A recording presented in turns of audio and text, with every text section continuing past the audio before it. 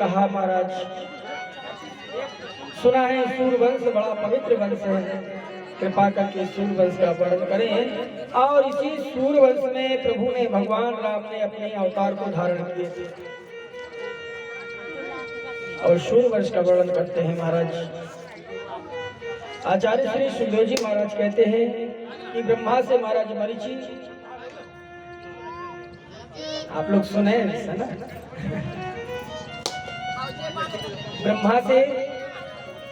ब्रह्मा से महाराज मरीचि का जन्म हुआ और मरीचि से महाराज कश्यप, मरीचि के पुत्र महाराज कश्यप। और ऐसी कथा आती है कि इन्हीं का वंश जब आगे आगे को बढ़ा तो महाराज हरिश्चंद्र आदि आदि बड़े बड़े धर्मज्ञ जो कि शास्त्र नीति को जानने वाले थे, बड़े बड़े राजा हुए। इक्ष्वाकु जिन्होंने अध्ययन नीति को बचाई और इक्ष्वाकु कुल की स्थापना की। इक्ष्वाकु के पुत्र कुक्षी, कुक्षी के विकुक्षी, विकुक्षी के वाण, वाण से अरण्य, अरण्य से आरण्य, आरण्य से प्रतु, प्रतु से त्रिशंकु, धुंधुमार, युवनाशव जो मैंने सुबह पुराण में कथा बताई थी। और इन्हीं के वंश में आगे चल करके महाराज अम्बरीश हुए। अम्बरीश के पुत्र महाराज नहुष हुए और नहुष के पुत्र होते महाराज ययाति, आदि के नभाग, नभाग के पुत्र होते महाराज अज। ऐसा माना जाता है कि महाराज अज के पास कोई संतान नहीं थी, है? जब कोई संतान नहीं थी महाराज अज के पास, महाराज अज एक समय अपने गुरु के पास में पहुंचे और गुरु जी से कहने लगे, महाराज हमारे पास कोई संतान नहीं है, संपूर्ण संपत्ति का दाता हूं मैं, लेकिन मेरे पास में कोई संतान नहीं है। बस कभी कभी मन बड़ा उदास हो जाता है कि भगवान कम से कम एक बेटा तो दे देता जो कि हमारे वंश को आगे बढ़ा देता। तो ढेर सोना चांदी लेकर के गए थे महाराज, सोना चांदी लेकर के गए। परमात्मा की माया देखें, उस सोने चांदी को देख करके महाराज वशिष्ठ कहने लगे, राजन एक बात बताओ, जो धन तुम लेकर के आए वासन के लिए, तो ये धन तुम्हारा है या फिर नहीं? महाराज हमारा तो नहीं है, परंतु हाँ इस धन पे हमारा अधिकार जरूर है। तो वशिष्ठ जी महाराज ने कहा अधिकार है, इसका मतलब ये नहीं कि आप जितना चाहें उतना दान कर। अगर तुम्हारे मेहनत से कमाया हुआ धन होता तो मैं स्वीकार कर लेता, लेकिन ये धन तुम्हारे मेहनत से कमाया हुआ नहीं है, इस कारण से इस धन को तुम लेके चले। महाराज आज को थोड़ा सा बुरा लगा, ऐसा हो सकता है। आज महाराज बड़े दुखित हो जाते हैं। दूसरे दिन पता से ही महाराज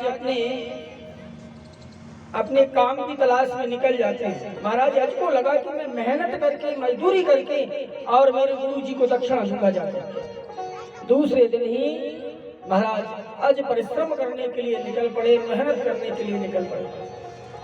पूरे दिन भ्रमण किए महाराज ने, लेकिन किसी ने भी महाराज आज को काम पे नहीं लगाया। उसका कारण था कि महाराज आज जो थे पृथ्वी के सम्राट थे, बहुत बड़े राजा थे, जिसके पास में भी महाराज आज काम लेकर के जाते थे, वही कह देते थे महाराज आप इतने बड़े आदमी हो, आप तो राजा हो, आपको कहां से काम पे लगाऊंगा, आपके लायक, आपके योग्य कोई कार्य ही नहीं है।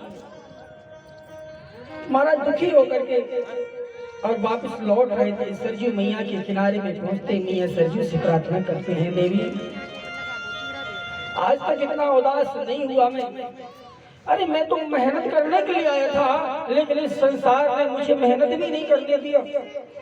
परमात्मा की माया देखें, श्री हरि नारायण की कृपा। तो सरजू मियाँ के किनारे एक लोहार, कौन? एक लोहार है, काम पर लगा हुआ था। और लोहार का काम क्या है? हथौड़ा चलाना, औजारों को बनाना। महाराज आज ने देखा कि अभी एक वक्त की और दुकान खुली हुई, एक जगह और काम लगा हुआ है, मैं वहीं जाकर के काम करूंगा। महाराज आज जाते हैं, प्रार्थना करते हैं, भैया सुबह से शाम हो गई, लेकिन किसी ने मुझे काम पर नहीं लगाया। अगर आप कृपा करें, अगर आप कृपा करें तो मैं आपके यहाँ मजदूरी करने के लिए तैयार हूँ। मध्याह्न का समय था। उस लोहार ने कहा, महाराज आप इतने बड़े राजा हो, परंतु देखकर ही ऐसा लगता है कि वास्तव में तुम्हें काम की तलाश है। और देखो मेरे पास में तो कोई काम है नहीं, केवल लोहे का काम करता हूँ मैं, हथौड़ा चलता हूँ, निहाई में हथौड़ा चलाना होगा, मैं तो औजारों का निर्माण करता हूँ। महाराज ने कहा चलो कोई बात नहीं, अगर आज भगवान की यही मति है, अगर भगवान यही चाहते हैं तो मैं इसको भी करने के लिए तैयार हूँ। परमपिता परमेश्वर की माया देखें कि महाराज आज उस लोहार के पास में मजदूरी करने लगे। और जब मजदूरी करने लगे, 3 घंटा मजदूरी की है महाराज आज ने, तब जाकर के उस लोहार ने 1 पैसा दिया। महाराज 1 पैसा को इस प्रकार से पकड़े महाराज ने जैसे कोई बहुमूल्य हीरा, बहुमूल्य हीरा। 1 पैसा को लेकर के महाराज अपने गुरुजी के पास पहुंचते हैं, गुरुजी के चरणों में एक पैसा रखते हैं। जब 1 पैसा गुरुजी के चरणों में रखते, गुरुजी ने उठा करके देखा, आज क्या आपके राज्य में आज दक्षिणा की कमी है जो 1 पैसा ला करके मुझे अर्पण कर रहे हो। 1 पैसा उठा करके गुरुजी ने फेंक दिया, इसकी जरूरत नहीं है मुझे, इसको तुम अपने पास में रखो। आज बड़े दुखी हो जाते हैं, दुखित मन से उस सिक्के को, 1 पैसे को खोजने लगे महाराज। आज ने देखा, आज ढूंढ पड़े कि ये मेरी मेहनत की कमाई है और गुरुजी ने ऐसे ही फेंक दी। 1 पैसा जाकर के बालू रेत में गड़ जाता है। और जब बालू रेत में घुस गया तो महाराज आज उस सिक्के को निकालने के लिए बालू को सरकाने लगे। सरकाते हुए महाराज आज के सेवकों ने देखा कि महाराज आज तो को ऐसा लगता है कि कोई कार्य में लगे हुए। सेवक आ जाते हैं, सेवकों ने कहा महाराज तुम चिंता ना करो, हम 1 पैसे की खोज में निकलते हैं। 1 पैसे को हम ढूंढते हैं। और बालू रेत को सरकाते रहे, वह 1 सिक्का नीचे की ओर पृथ्वी में धंसता गया। और संयोग देखे, कुछ ही क्षण व्यतीत तो होता है कि कुएं की नाई गड्ढा हो जाता है और सिक्का दिखाई दे रहा है लेकिन पकड़ में नहीं आ रहा है, अंदर की ओर घुसता चला जा रहा है। समय का पहिया ऐसा चला कि उसी समय एक रथ प्रकट होता है। और जब एक रथ प्रकट हुआ तो देख करके सारे लोग आश्चर्य से भर जाते हैं। फिर खुदाई का काम चालू हुआ, बालू रेत को सरकाने का काम चालू हुआ। दूसरा रथ निकला, दूसरे रथ के निकलते तीसरा रथ, तीसरे के बाद चौथा, 5वां, 6वां, 7वां, 8वां, 9वां, 10वां। और जिन्हीं 10वां रथ का आगमन हुआ, उस 10वें रथ में एक छोटा सा बालक खेलते हुए ऊपर की ओर चला रहा है। महाराज अज ने देखा कि शायद मेरी किस्मत लगता है कि मेरी किस्मत उदय होने वाली है, मेरे भाग्य उदय होने वाले हैं। यह 10वें रथ में कौन बालक है?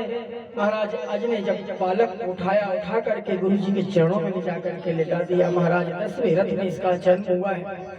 गुरु जी वशिष्ठ महाराज वशिष्ठ कहने लगे, आज बस यही तुम्हारा बेटा है, तुम्हारा भविष्य है, तुम्हारे राज्य को आगे बढ़ाने वाला है। इसका जन्म 10वें रथ में हुआ है, इस कारण से इसका नाम मैं दशरथ रखता हूँ। बोले दशरथ जी महाराज की। इस प्रकार से